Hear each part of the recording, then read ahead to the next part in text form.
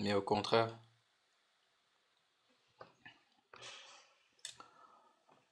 Ok, donc on va démarrer sur, bien sûr, la fin de la session 3, comme j'ai dit. On va terminer la session 2 autant pour moi. On va terminer la session 2 qui portait sur les multiples de marché. Ok, donc on a vu pas mal de choses là depuis 3 jours maintenant. Et je pense que normalement, pour cette méthode de valorisation là, on devrait tous être capables quand même de dire quelque chose.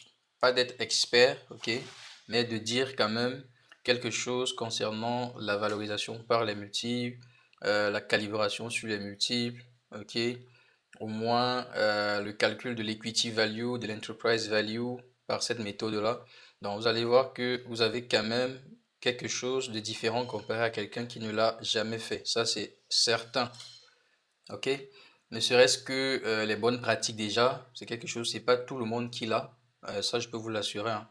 En matière de bonnes pratiques, souvent dans certains domaines, c'est pas tout le monde qui maîtrise souvent les bonnes pratiques.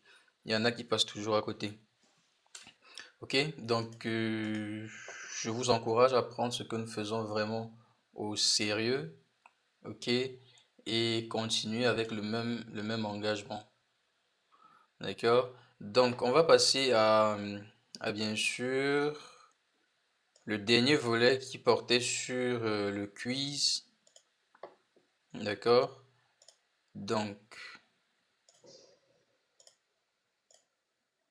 on devait voir ensemble le quiz final, d'accord, pour clôturer cette session-là. Donc le quiz devait nous permettre tout simplement de résumer en quelque sorte tout ce qu'on a vu jusqu'ici. Et bien sûr, pour les quiz, comme toujours, j'attends que vous participiez vraiment au quiz, ok? Que vous essayez de répondre dans la mesure du possible.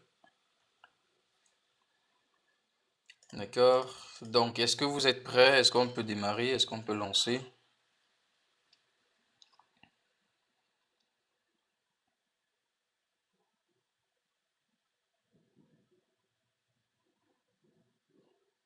Est-ce que vous pouvez ajouter bien sûr, le live sur votre statut? Vous pouvez partager le live en statut, comme ça vos amis peuvent vous voir directement aussi.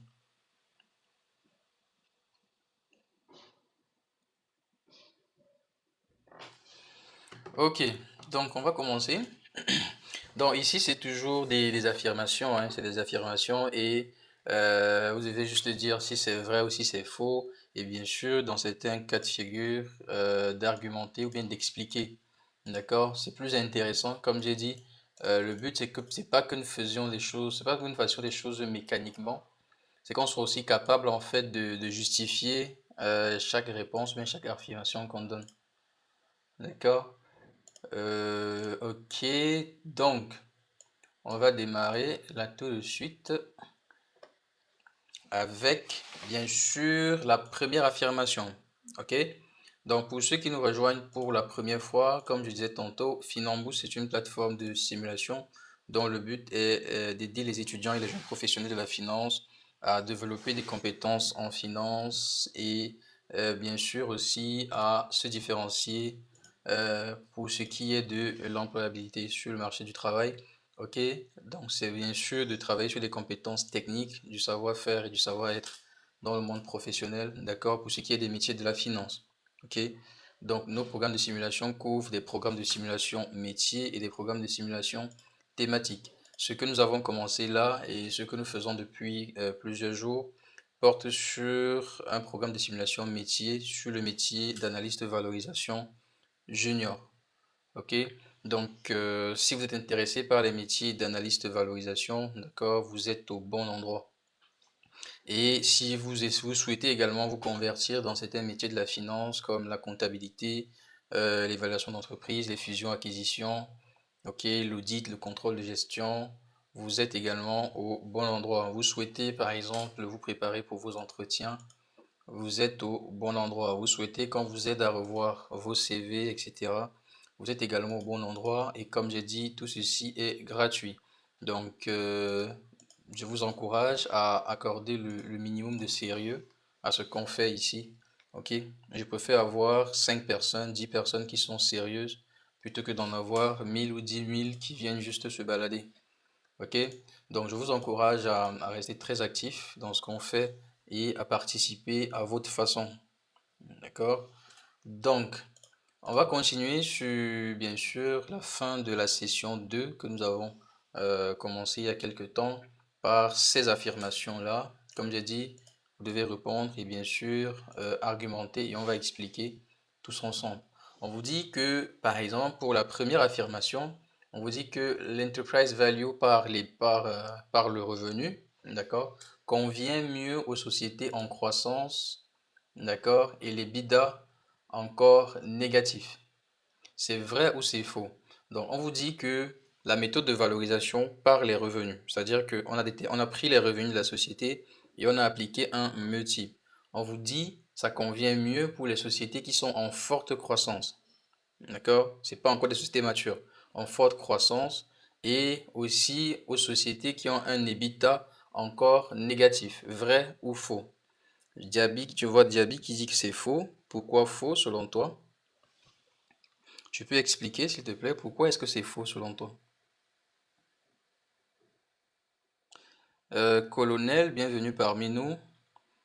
Je crois que c'est la première fois que tu participes à ce live, sauf si je me trompe. Si tu n'es pas encore abonné, abonne-toi. Donc, active la cloche pour recevoir les notifications quand nous sommes en live. Donc, si la thématique t'intéresse, bien sûr. Donc, ici, nous, on parle de finances de façon générale. On parle du marché du travail de façon générale également. Et on accompagne les étudiants et les jeunes professionnels, bien sûr, dans les métiers de la finance. Et comme j'ai dit, cela est gratuit, donc n'hésitez pas à participer et à en profiter au maximum tant que vous le pouvez. Ok? Diaby, pourquoi tu as dit que c'est faux, selon toi?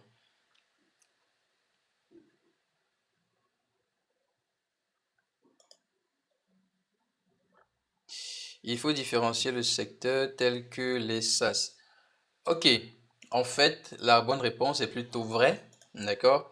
Vrai, pourquoi? Parce qu'il faut bien regarder l'affirmation, ok? On a dit ça convient mieux, d'accord? On n'a pas dit que c'est l'absolu. Ça convient mieux aux sociétés en forte croissance. Qu'est-ce qui se passe? La question à se poser, c'est à quoi ressemblent les sociétés en forte croissance? Les sociétés en forte croissance, c'est des sociétés qui n'ont pas encore forcément fait leur preuve. Ok? C'est des sociétés qui sont en démarrage, des sociétés qui font par exemple leur premier client, qui font leur première vraie transaction, etc. C'est ça des sociétés en croissance. Donc ici, pour ce genre de société, la plupart du temps, on ne peut avoir que le revenu comme élément important. Pourquoi?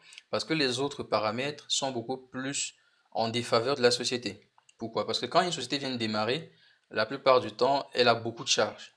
Ok? Et ne génère pas encore suffisamment de revenus ou bien du cash pour couvrir l'ensemble de ses charges pour la plupart du temps. C'est pourquoi, par exemple, on t'a dit aussi que l'EBITDA est encore négatif. Pour les sociétés en forte croissance, la plupart du temps, c'est le cas. Ok? Ce qui fait que le revenu est plus adapté. Ok? Ça ne veut pas dire que ce sera toujours le cas. Il y a des exceptions. D'accord? Mais pour la plupart du temps, les sociétés en forte croissance, on aura tendance à utiliser le revenu ou alors l'ARR qu'on a vu récemment. D'accord? Donc, c'est pourquoi, normalement, c'est vrai ici. OK? Pour la deuxième affirmation, on vous dit l'enterprise value par les l'EBITDA, c'est-à-dire quand on utilise les l'EBITDA pour déterminer la valeur de l'entreprise, nécessite de déduire la dette nette pour obtenir l'equity value. Vrai ou faux? L'enterprise value par les l'EBITDA nécessite de déduire la net dette pour obtenir l'equity value. Pour ceux qui étaient là durant la journée, on a vu ce cas de figure. On a bien insisté là-dessus.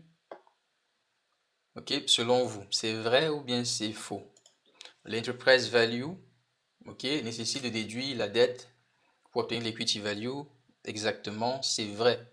D'accord? Parce que de façon globale, en réalité, l'enterprise value, c'est quoi? Donc, l'enterprise value, c'est égal à l'equity value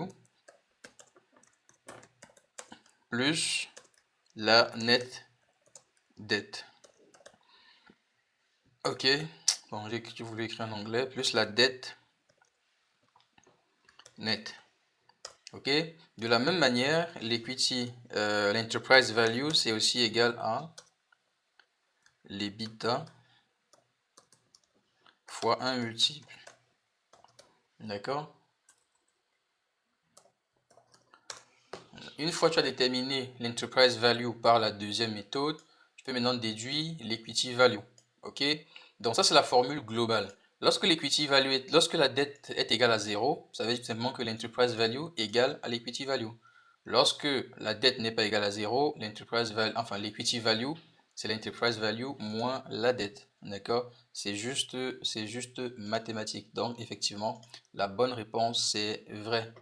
Ok, merci à tous ceux qui continuent de partager, qui continuent de tapoter. Donc faites pareil, s'il vous plaît, continuez de tapoter, même si on est en train de réfléchir, essayons de tapoter, de partager, s'il vous plaît, pour que ça rende l'algorithme plus dynamique. Ok, donc ici, troisième affirmation, qu'est-ce qu'on dit?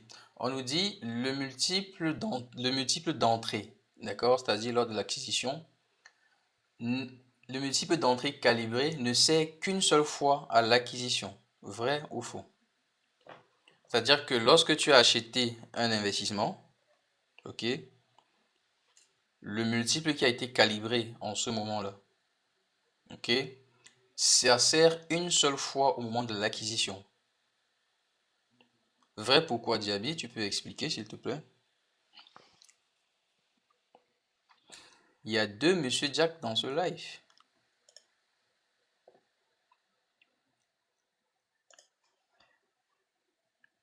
Bonjour Monsieur Jack et Monsieur Jack. Bienvenue parmi nous. Donc n'hésitez pas à vous abonner, à repartager le live, s'il vous plaît, tant que vous le pouvez. N'hésitez pas à rendre le live aussi dynamique que possible. Si vous avez des questions, n'hésitez pas à poser vos questions en commentaire.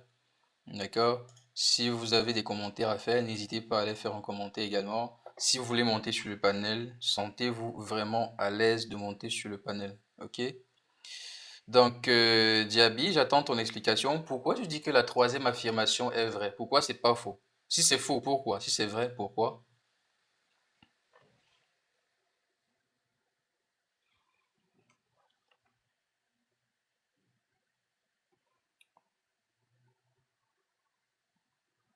Si c'est faux, pourquoi? Si c'est vrai, pourquoi également?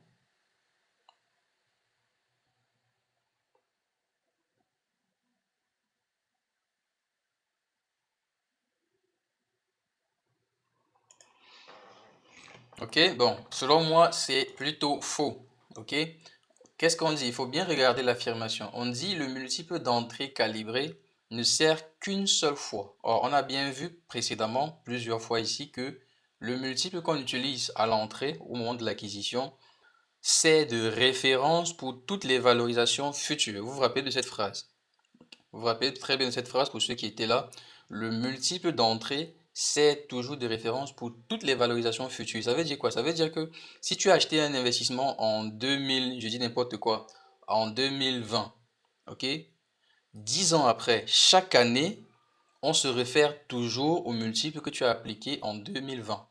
Toujours, d'accord? Ça sert toujours de référence. D'accord? Il sert à ajuster les sous-estimés et les surestimer, exactement. En tout cas, il est utile parce que c'est par lui, ou bien c'est à travers lui, justement, qu'on passe certains ajustements sur les multiples. D'accord? Donc, la bonne réponse ici, c'est faux. OK? La quatrième affirmation, d'accord? On vous dit une décote, d'accord? Ou bien, quand on dit décote, ça veut aussi dire ajustement, ok? Ou bien diminution.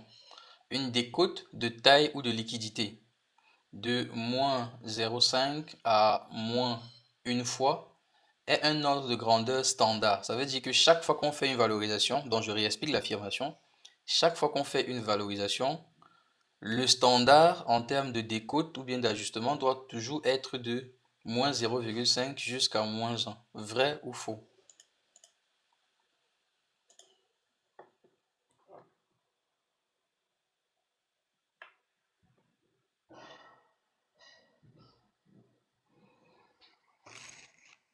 Vrai ou faux?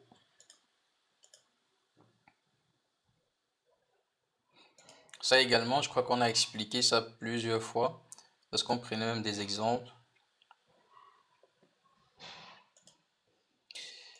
Moi, je dirais plutôt que vrai, d'accord? Ici, on n'a pas dit que c'est l'ajustement qui va être fait. On n'a pas dit que c'est l'ajustement systématique, d'accord? On a dit que c'est un ordre de grandeur standard. Ça veut dire que la plupart du temps, c'est ce qui se passe en fait. Ok? Donc, la plupart du temps, quand on compare à l'entrée ou bien quand on fait la calibration de départ, la plupart du temps, ce qui se passe, c'est que par rapport au marché, il y a toujours une différence il y a toujours une différence vers la baisse. Ok? Pourquoi? Parce que le marché souvent reflète beaucoup plus la réalité économique que toi seul en tant qu'entreprise. Toi seul en tant qu'entreprise, tu n'es qu'une partie. Or, sur le marché, on a beaucoup plus d'informations. Ce qui fait que, en réalité, la plupart du temps, c'est que ton multiple à toi va être légèrement diminué par rapport au multiple de marché. Ok? Donc, ici également, ça fait partie justement comment dire, des bonnes pratiques, d'accord? En termes de valorisation. L'affirmation 5, d'accord, l'affirmation 5.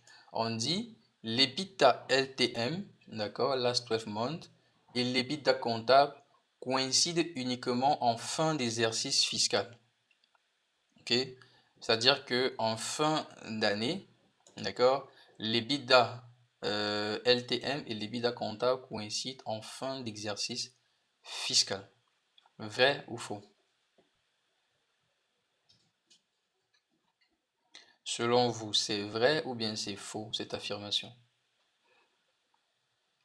Normalement, pour ceux qui étaient là tout au long de cette session, dans les jours précédents ou bien durant la journée d'aujourd'hui, forcément vous avez vu ça. Ok? On a parlé de ça, on a reparlé, on a parlé, on a reparlé. Diaby, pourquoi tu dis que c'est faux? Tu peux justifier? Ou bien pourquoi tu dis que c'est vrai? On a dit l'EBITDA LTM et l'EBITDA comptable coïncident uniquement en fin d'exercice comptable. Donc c'est seulement en fin d'exercice comptable, en fin d'exercice fiscal, autant pour moi, que ça coïncide. Est-ce que ça coïncide aussi à un autre moment donné de la vie de l'entreprise?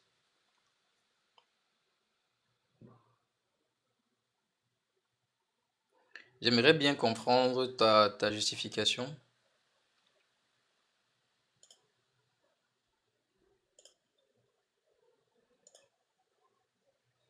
La bonne réponse, c'est vrai. Ok? C'est pas faux. C'est vrai plutôt. Pourquoi? Parce que il doit y avoir forcément un changement dans les valeurs. En fait, je comprends ton raisonnement, sauf que tu n'es pas peut-être allé au bout pour pouvoir bien conclure. En fait, ici, qu'est-ce qu'on dit? On te dit que en fin d'année fiscale, c'est-à-dire au 31 décembre, c'est le seul moment où les BIDA LTM, last 12 months, et les BIDA comptables coïncident. En réalité, c'est ça. C'est vrai. Parce que là, tu es en fin d'année qui correspond à ta date de valorisation. C'est là où tu calcules 12 mois en arrière. Quand tu calcules 12 mois en arrière, forcément, tu vas tomber sur janvier. Pareil, ça correspond aussi à l'exercice fiscal. Mais non, tous les autres cas de figure ne coïncideront jamais. Pourquoi? Parce que ce sera toujours une date différente de la fin d'année. D'accord? C'est comme ça qu'il faut retourner l'affirmation. L'affirmation numéro 6, ok? On dit un comparable très éloigné en taille, ok? Doit rester dans l'échantillon pour plus de robustesse. Ok? Un comparable très éloigné en taille doit rester dans l'échantillon pour plus de robustesse. Vrai ou faux? On a vu ça tout à l'heure. On a vu ça tout à l'heure en journée lorsqu'on faisait des exemples de comparables. Vous avez vu comment j'ai analysé les comparables pour les choisir. Donc on pose la question ici de savoir, les comparables qui sont très éloignés, on doit les conserver dans l'échantillon pour rendre l'échantillon plus robuste. Vrai ou faux?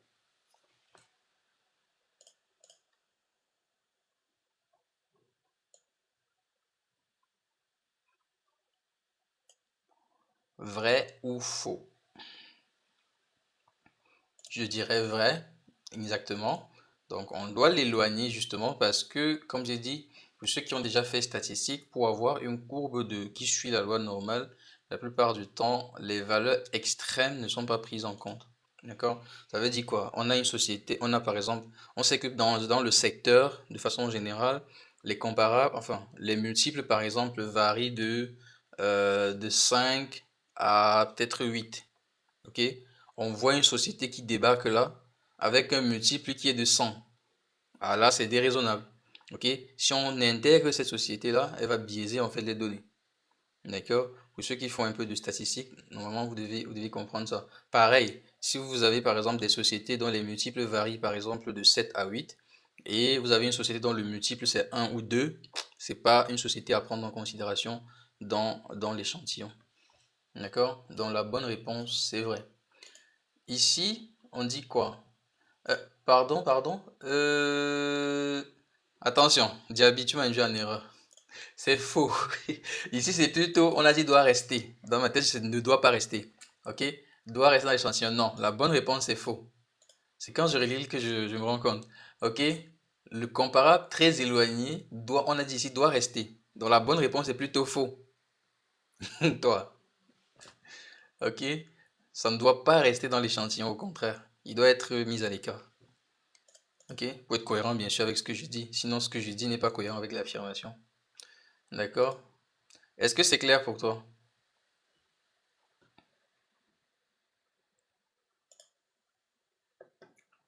Est-ce que c'est clair pour toi? Ok. Affirmation numéro 7.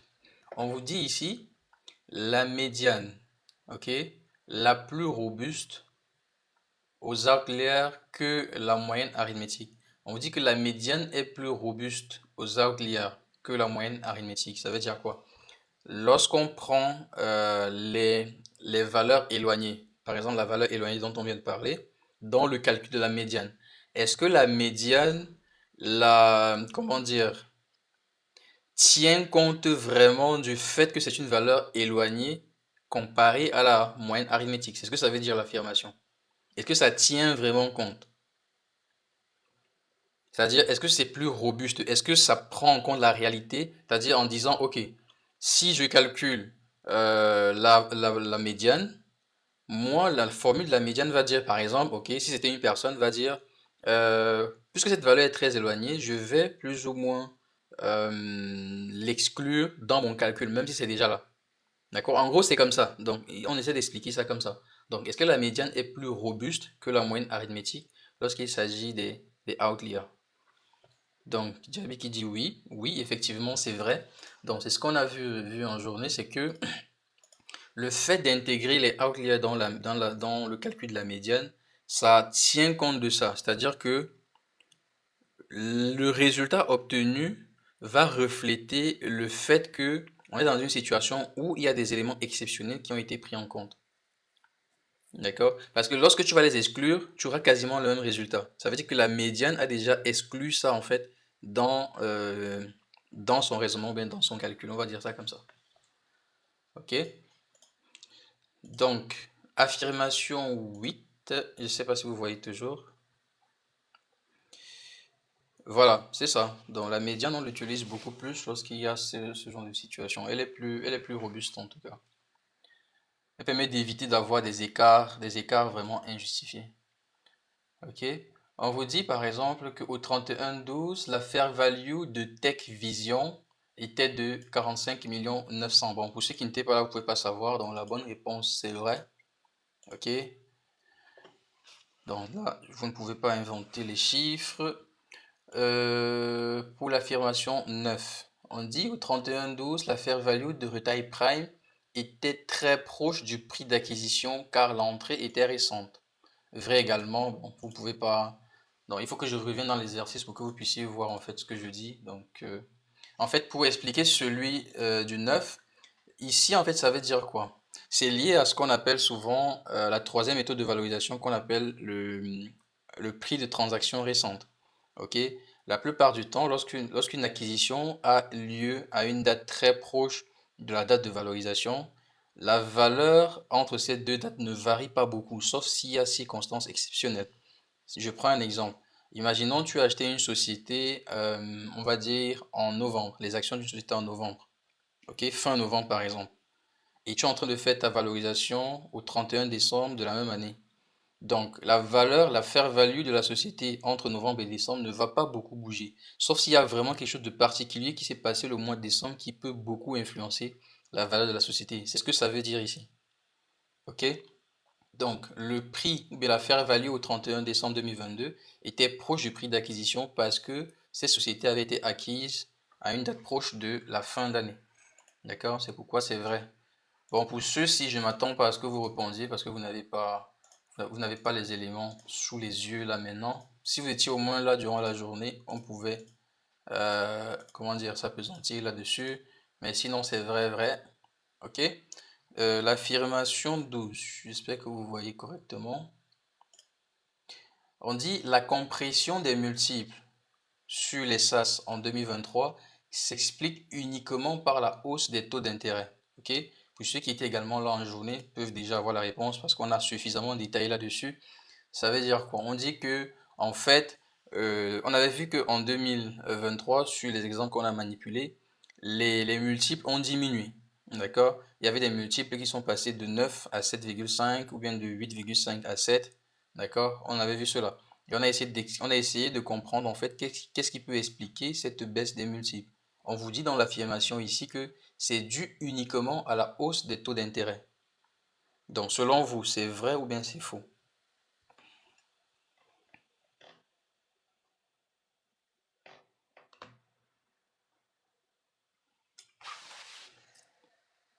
Selon vous, c'est vrai ou bien c'est faux? Donc, je crois qu'il vous faut également beaucoup d'informations. Donc ici, ce serait faux, pas vrai, Diaby. Donc ce serait faux, ce n'est pas que les taux d'intérêt qui peuvent influencer, comment dire, les multiples d'une société. Il y a beaucoup de paramètres qui peuvent influencer. Par exemple, la taille de la société. Ok. Imaginons, tout à l'heure, quand on avait vu les exemples, il y avait les sociétés de type large cap. Ok. Or, nous sommes ici en train de parler des sociétés de type mid cap ou bien small cap. Ok, quand tu es dans une catégorie de large cap, ça veut dire que tu es une société qui raisonne à d'autres échelles. Ok, tu es une grosse capitalisation boursière, etc. D'accord? Donc, ce n'est pas que le taux d'intérêt. Il y a également peut-être la récession économique qui peut faire que les multiples du marché soient bien sûr diminués. Il y a d'autres paramètres. D'accord? Il y a par exemple le secteur qui est drivé peut-être par une crise peut-être, je sais pas quoi. Je prends par exemple le cas du secteur énergétique, par exemple. Ok? Donc il y a plein de paramètres qui peuvent bien sûr influencer cela. D'accord? On dit ici pour un LBO, ok? LBO ou bien buyout, c'est une stratégie bien sûr d'investissement. L'enterprise value implicite à l'entrée inclut la nette dette de la société cible. Vrai ou faux? Ok, ça on l'a répété N fois. On l'a même vu dans le programme de simulation précédent qui portait sur le métier de comptable de fonds d'investissement de type PE. On a vu ça. Ok, on vous dit pour un LBO, c'est-à-dire un investissement de type LBO, l'enterprise value implicite au moment de l'acquisition inclut la dette portée par la société cible, c'est-à-dire la société dans laquelle vous investissez. C'est vrai ou bien c'est faux? Vrai, effectivement, c'est vrai. Ok? Quand on parle de buyout, il y a forcément la dette qui intervient. D'accord?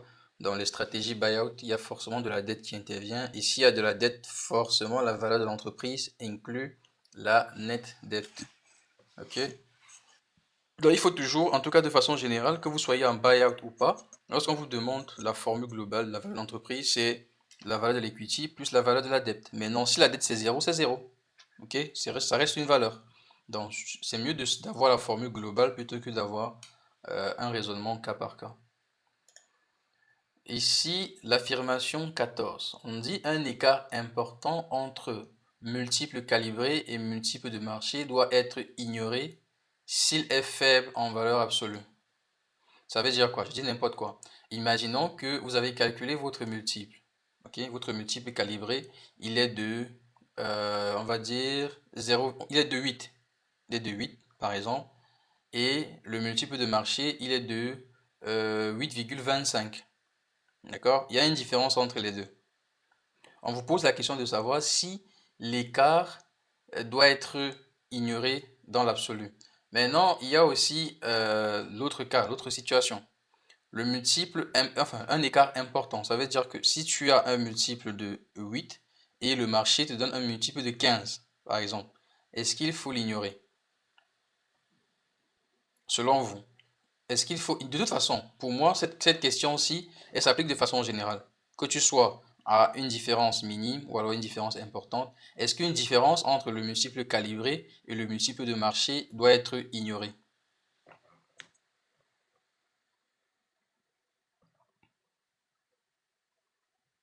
Si c'est vrai, pourquoi? Si c'est faux, pourquoi?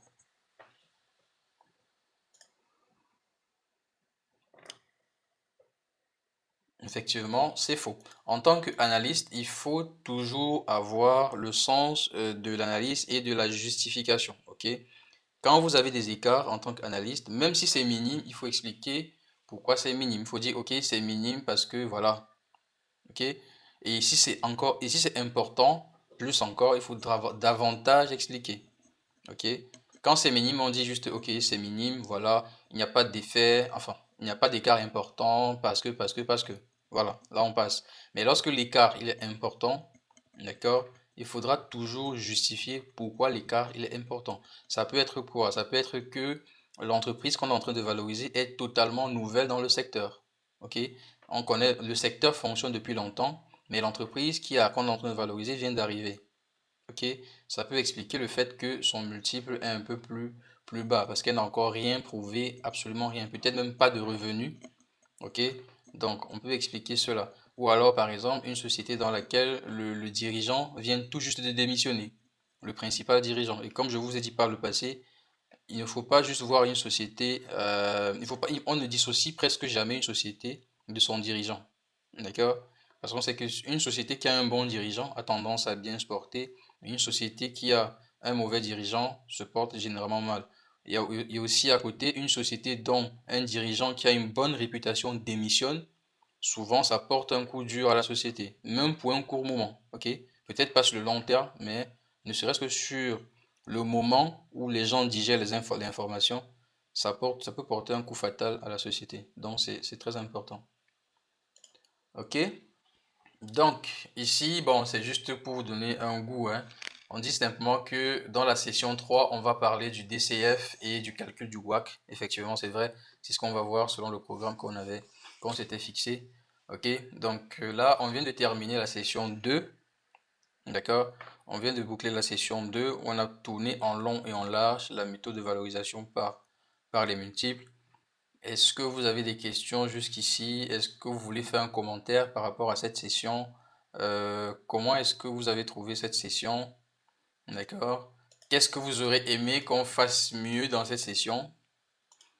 Ok? Pour qu'on puisse continuer sur de bases plus intéressantes. Ok? Vos commentaires par rapport à la session 2. Est-ce que c'était trop difficile? Est-ce que c'était accessible? Est-ce que c'était difficile et puis c'est devenu accessible suite aux explications et ainsi de suite. D'accord? Comment vous avez trouvé la session? Diaby qui pose souvent beaucoup de questions là. Comment tu as trouvé la session? Ça fait 3 jours qu'on fait cette session. 3 ou 4, je pense. Comment tu as trouvé cette session?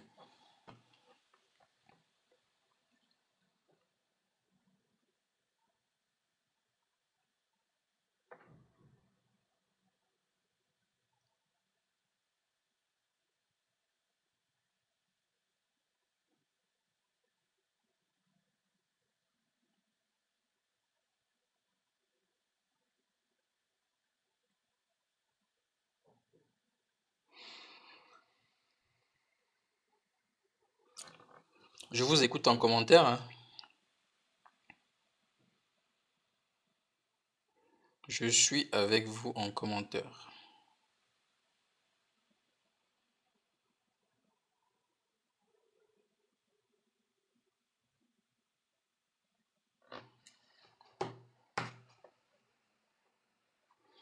Le WAC, non, on n'a pas encore parlé du WAC, hein. On n'a pas parlé du WAC. On a juste dit que la session 3 abordera le DCF et le calcul du WAC. C'était juste pour faire un avant-goût. On n'a pas parlé de ça. D'accord? On le verra dans la session suivante. C'est juste une question pour voir si vous avez suivi, par exemple, le programme quand on a déroulé. C'était prévu qu'à la session 3 on aborde ce sujet-là. Ok? Donc, on va voir ça par la suite. Est-ce que vous avez des commentaires par rapport à cette session?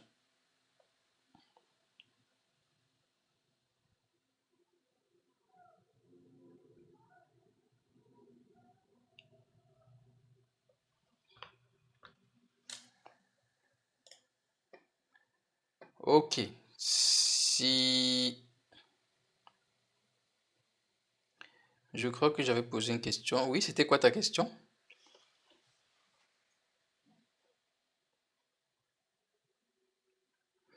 Oui, Javi, c'est quoi ta question?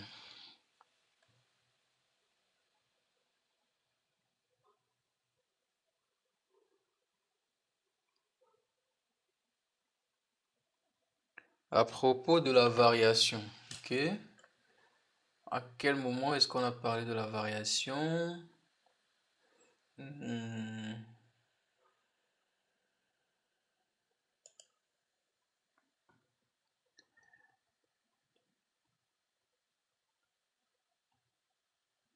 C'était à quel moment? Tu peux me rappeler ou bien c'est mieux de redétailler ta question comme ça. Comme ça, on va directement vers ça.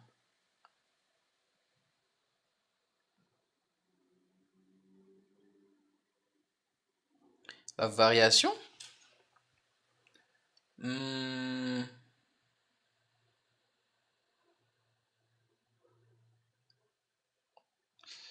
Peut-être j'ai oublié, hein. Peut-être j'ai évoqué un sujet comme ça, donc peut-être que j'ai oublié dans la foulée. Peut-être j'ai oublié dans la foulée. Bon, c'est pas grave. Il y a beaucoup de choses qu'on a vues, donc c'est pas juste une variation. Vous avez noté sur un cahier la variation?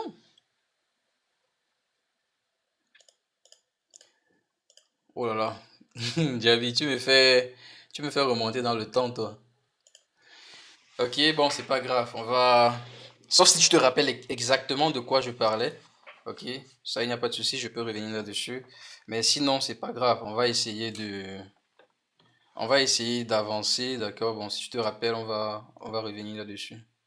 Parce que là, actuellement, ça ne me dit pas grand-chose, ça. Parce que s'il s'agit de ça, oui, je me rappelle que j'ai bien expliqué ce concept aussi.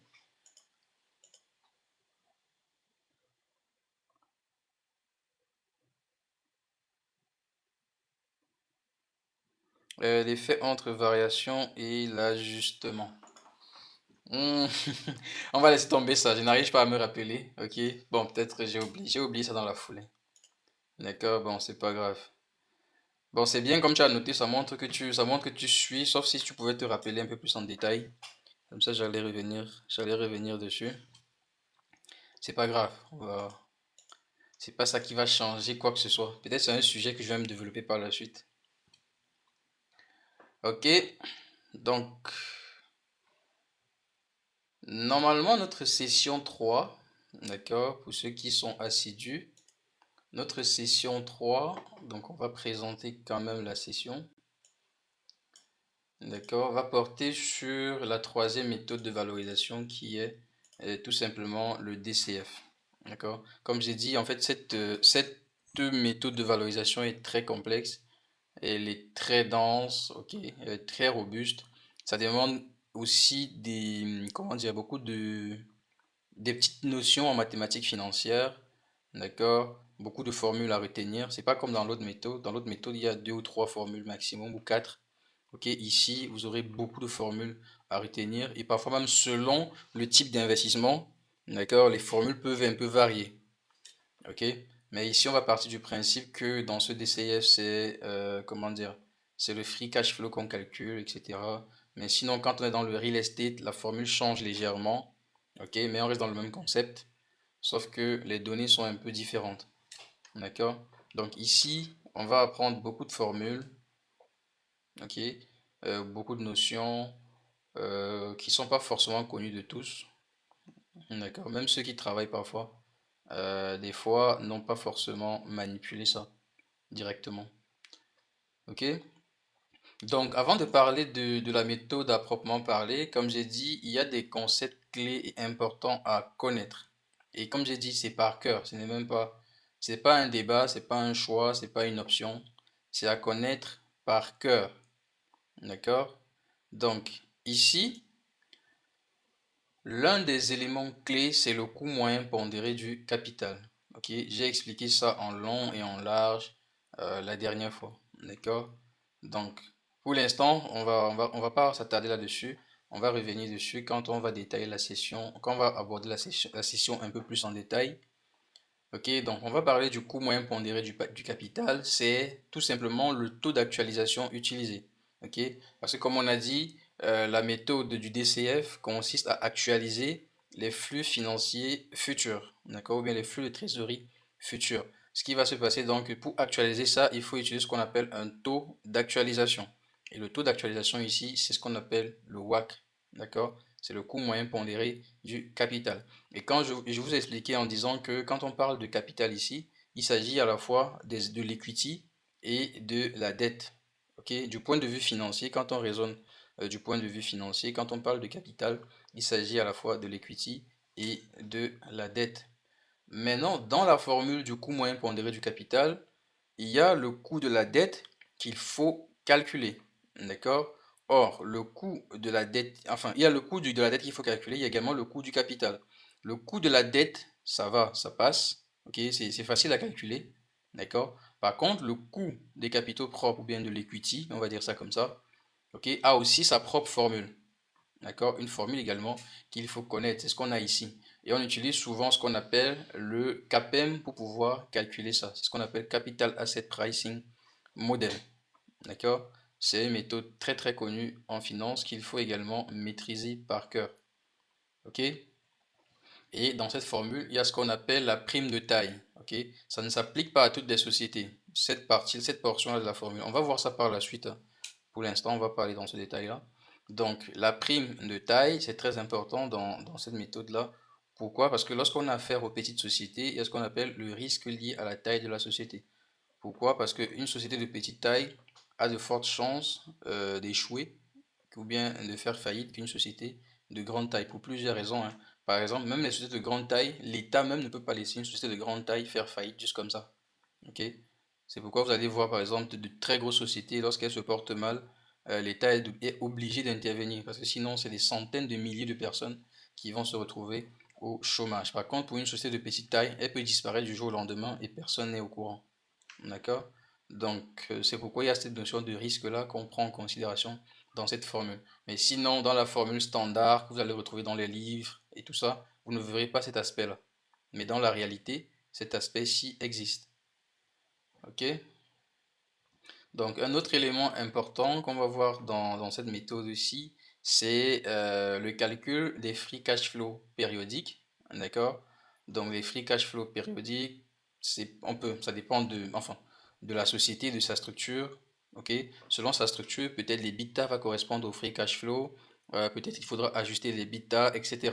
Donc, ça dépend vraiment de la structure, du stade d'avancement de la société et des paramètres qui constituent les comptes de la société. OK? Par exemple, ici, la formule que j'ai mise, c'est une formule assez exhaustive. Ok? C'est une formule assez grande, mais selon la société, peut-être vous n'aurez pas de CAPEX, par exemple. Ok? Donc peut-être vous n'aurez pas de CAPEX, ça peut arriver. Ou bien peut-être vous n'aurez même pas d'amortissement. Ça dépend. Si vous avez affaire uniquement à des sociétés, par exemple, de services, ok, où il n'y a pas d'investissement dans des bâtiments, dans du matériel tangible, voilà. On peut ne pas avoir d'amortissement par exemple, mais ok, la réalité veut qu'on utilise au moins des ordinateurs. Donc vous aurez au moins les amortissements sur les ordinateurs par exemple. D'accord? Mais le CAPEX, ça c'est sûr que c'est pas forcément applicable à l'ensemble des sociétés. Ok? Donc ça c'est important pour ce qui est du free cash flow. Maintenant, il y a ce qu'on appelle la terminal value. Pourquoi est-ce qu'on parle de terminal value? Parce que dans l'industrie des fonds d'investissement, donc pour ceux qui étaient là depuis le début, donc j'ai bien expliqué en disant que quand on investit, c'est sur une période donnée. En réalité, tout le monde, quand on investit, tout c'est sur une période donnée. Pour certains, ça va être 5 ans, pour d'autres, ça va être 10 ans, pour d'autres 20, et ainsi de suite. OK? Et aussi selon, bien sûr, le type d'investissement. Il y a des investissements pour lesquels on sait très bien qu'au bout de 5, 10 ans, c'est pas encore rentable. Par exemple, les investissements dans tout ce qui est infrastructure. C'est des trucs qui prennent beaucoup d'années. Beaucoup d'années. Un investissement en infrastructure peut prendre 20 ans, 30 ans, 40 ans, voire même plus. OK? Mais par exemple, un investissement dans une société qui fait, par exemple, développement informatique, du service RH en ligne, par exemple, d'accord? Ça peut être rentable du jour au lendemain. OK? Ça dépend bien sûr de la clientèle qui est en face. Mais les infrastructures, par exemple, ça prend beaucoup de temps. Ce qui fait que, quoi qu'il en soit, on aura quand même une date qu'on va considérer comme une date finale. OK? Et c'est à cette date-là qu'on calcule ce qu'on appelle la terminal value. OK? Et la formule utilisée, c'est également une formule très connue en finance qu'on appelle la formule de Gordon-Shapiro. OK? Cette formule-là également, il faut la connaître par cœur lorsque tu es analyste. OK? Lorsque tu fais de l'analyse financière, tu dois être capable de retenir ou bien de comprendre comment fonctionne cette formule-là. OK? Et on utilise toujours le dernier cash flow pour calculer ce terminal value. OK? C'est toujours le dernier free cash flow qu'on utilise. OK? Donc ça, c'est déjà des astuces comme ça que je vous donne avant qu'on aborde vraiment le sujet. Est-ce qu'il y a des questions jusqu'ici? Est-ce que vous avez des questions? OK? Même si c'est pas forcément sur le sujet, si c'est sur la finance de façon générale, si c'est sur ce que nous faisons chez Finamboost, d'accord? Si vous voulez que je réexplique davantage ce que nous faisons, pas de souci, je vais le faire. Si vous avez des questions sur le métier d'analyste valorisation, OK? Je vais également revenir là-dessus. Ça, il n'y a pas de problème.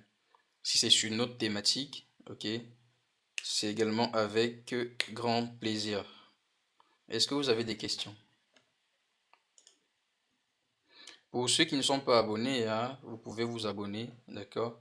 Abonnez-vous à la page, activez les notifications pour recevoir bien sûr les notifs lorsque je suis en live les prochaines fois. Si vous ne voulez pas manquer par exemple les prochains lives ou bien pour ne pas louper les thématiques. Comme j'ai dit, c'est une thématique qui va s'étendre sur plusieurs jours, voire même 2 semaines. Ok, parce que c'est une thématique assez longue, assez lourde, d'accord? Même à digérer, elle n'est pas aussi simple qu'elle paraît. Donc, pour rester en fait connecté à ce qu'on fait de bout en bout, donc je vous recommande d'activer la notification sur mon profil.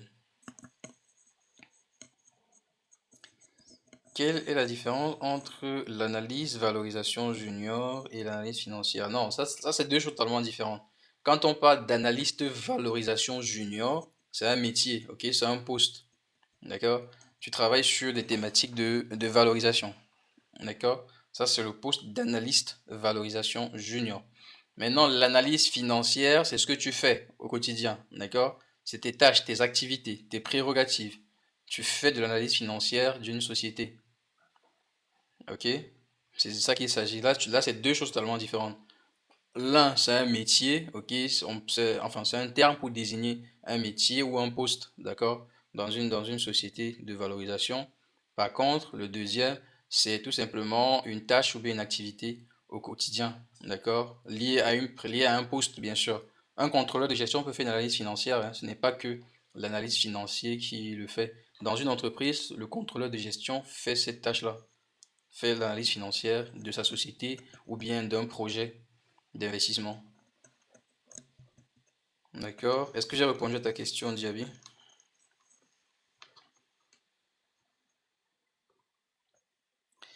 Tu parles d'analyste financier, c'est ça?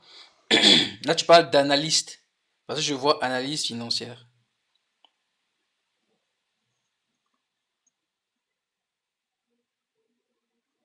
Oui, ok, c'est analyste financier, c'est ce que tu voulais dire.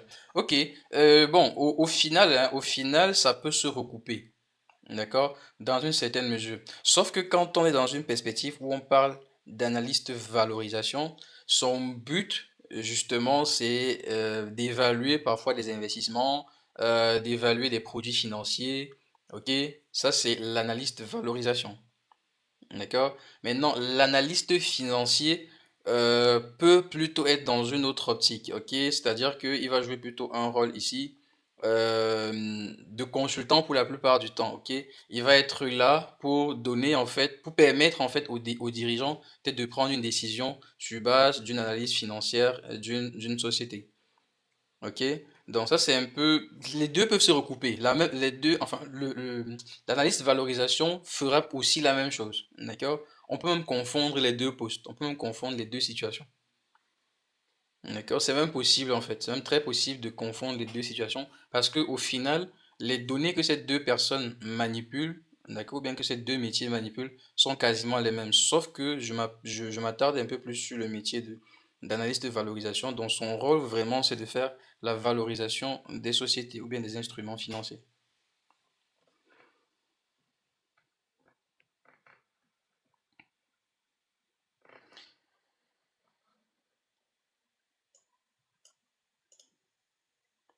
Ok. Est-ce qu'il y a d'autres questions?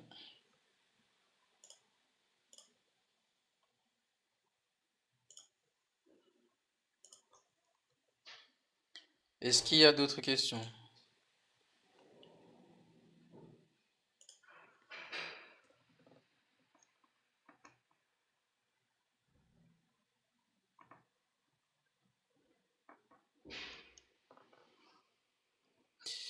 C'est ok pour moi. Ok, super.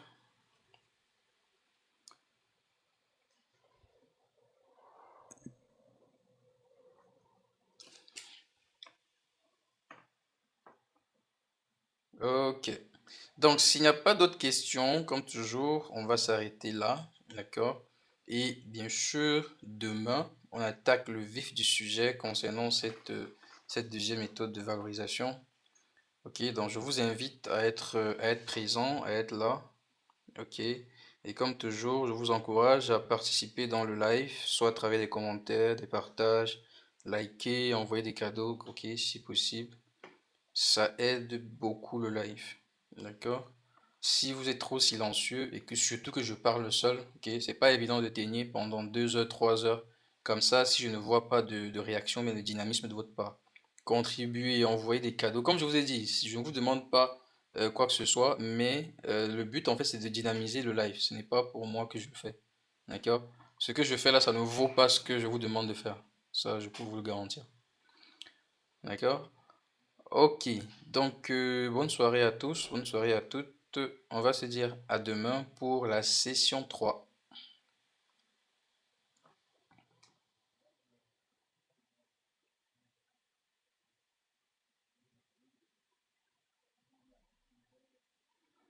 Merci, bonne soirée.